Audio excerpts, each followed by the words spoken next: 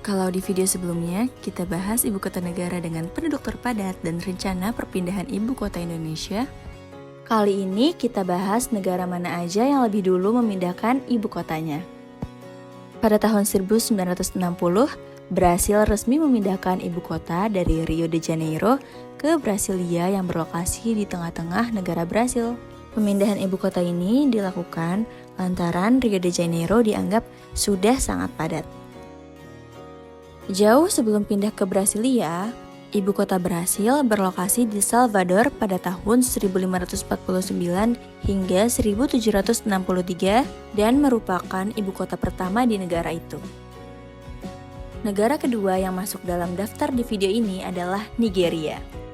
Pada awalnya, Nigeria menetapkan Lagos sebagai ibu kota negara sejak tahun 1914 hingga akhirnya pindah pada tahun 1991 ke Abuja.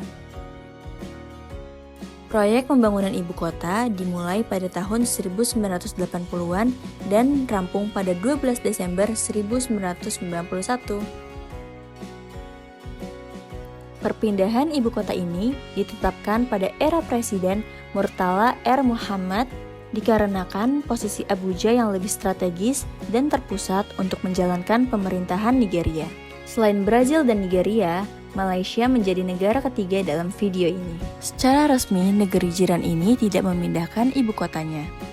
Namun, pemerintahan setempat memindahkan pusat pemerintahan dari Kuala Lumpur ke sebuah kota yang berjarak 25 km dengan nama Putrajaya. Pemindahan pusat pemerintahan ini direncanakan sejak tahun 1995 dan terlaksana sepenuhnya pada tahun 1999. Nama Putrajaya sendiri diambil dari nama Perdana Menteri Malaysia pertama, yaitu Tengku Abdul Rahman Putra. Meskipun pusat pemerintahan pindah ke Putrajaya, namun Kuala Lumpur masih menjadi tempat untuk kerajaan, parlemen, pusat perdagangan, dan pusat keuangan Malaysia. Negara terakhir dalam daftar video ini adalah Myanmar. Pada tahun 2005, pemerintah Myanmar resmi memindahkan ibu kota negara ke kota Naypyidaw. Kota ini berjarak 320 km sebelah utara ibu kota sebelumnya, yaitu Yangon. Dikutip dari Nikkei Asia, pembangunan ibu kota baru ini menelan biaya 4 miliar US dollar dan direncanakan sejak tahun 2001. Dana sebesar itu ternyata tidak membuahkan hasil yang optimal.